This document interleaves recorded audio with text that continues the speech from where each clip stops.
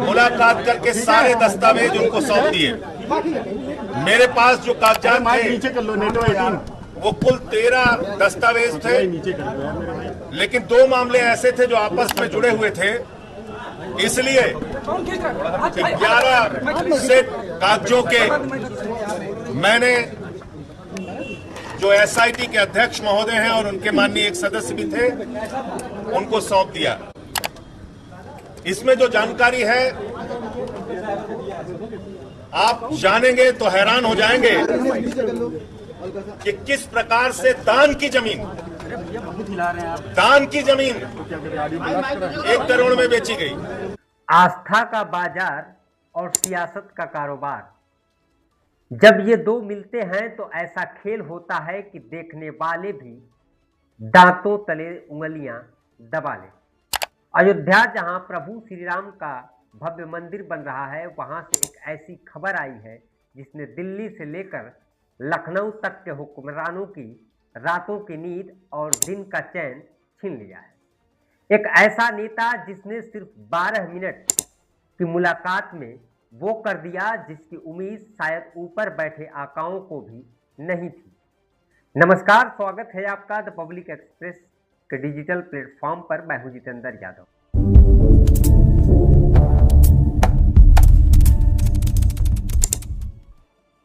आम आदमी पार्टी के फायर ब्रांड सांसद संजय सिंह ने सीधे एसआईटी यानी विशेष जांच दल के दफ्तर में घुसकर 1-2 नहीं बल्कि पूरे 13 ऐसे विस्फोटक सबूत टेबल पर पटक दिए, जिसके बाद भ्रष्टाचार के सिंडिकेट में हड़कंप मच गया।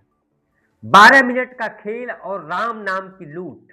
जरा सोचिए, 12 मिनट में तो लोग चाय का ऑर्डर देकर खत्म नहीं कर पाते, लेकिन संजय सिंह ने लखनऊ के कमिश्नर और एसआईटी हेड विजय विश्वास पंत के सामने महज 12 मिनट में पूरी राम नाम की लूट की कुंडली खोल कर रख दी। क्या है वो सबूत?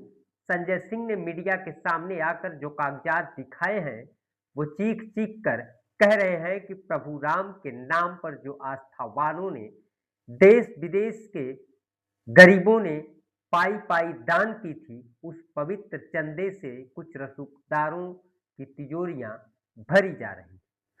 कौड़ियों के दाम जमीन खरीदी गई। जमीन को महज कुछ ही मिनटों के अंदर राम मंदिर ट्रस्ट को सोने के भाव यानी करोड़ों रुपए में बेच दिया गया। वाह भाई वाह! इसे कहते हैं आपदा में अवसर और आस्था में बिजनेस। संजय सिंह ने एसआईटी दफ्तर से निकलते ही कैमरों के सामने आकर सीधे प्रधानमंत्री नरेंद्र मोदी और मुख्यमंत्री योगी आदित्यनाथ की तरफ उंगली उठाई है। उनका सीधा आरोप है कि बिना ऊपर बैठे बड़े लोगों के संरक्षण और आशीर्वाद के इतना बड़ा प्रॉपर्टी डीलिंग और भ्रष्टाचार का खेल मुमकिन ही नहीं है। ये देश के करोड़ों सनातनी भाई बहनों के साथ सबसे बड़ा विश्वासघात है। राम मंदिर के नाम पर राजनीति करने वाले अब बैकफुट पर हैं, तभी तो आनंद फानन में इस घोटाले की जांच के लिए खुद यूपी सरकार को हाई लेवल एसआईटी बनानी पड़ी। लेकिन जब अब सबूत कागजों पर आ चुके हैं, तो क्या इन भ्रष्ट अधिकारियों और बीजेपी के नेताओं पर नकेल कसी जाएगी? अब असली मजा तो यहां है दोस्तों।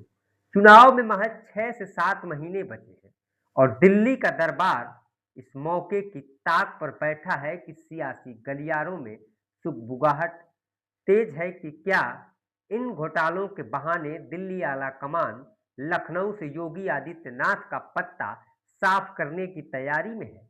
क्या डैमेज कंट्रोल के नाम पर सूबे के मुखिया का इस्तीफा मांगा जाएगा, या फिर हमेशा की तरह इस जांच की रिपोर्ट को भी ठंडे बस्ते में डाल दिया जाएगा? संजय सिंह ने तो साफ कह दिया है कि अगर इन सबूतों को दबाने की कोशिश हुई तो वो दोबारा इन कागजातों के साथ जनता की अदालत में खड़े मिलेंगे। अब गेट सरकार और एसआईटी के पाले में है। प्रभु राम के चंदे पर डाका डालने वाले इन आधुनिक चोरों पर कार्रवाई होगी या फिर राम नाम जपना, पराया माल अपना का खेल चलता रहेगा? आपको क्या लगता है? कमेंट बॉक्स में अपनी राय जरूर लिखिए। नमस्कार।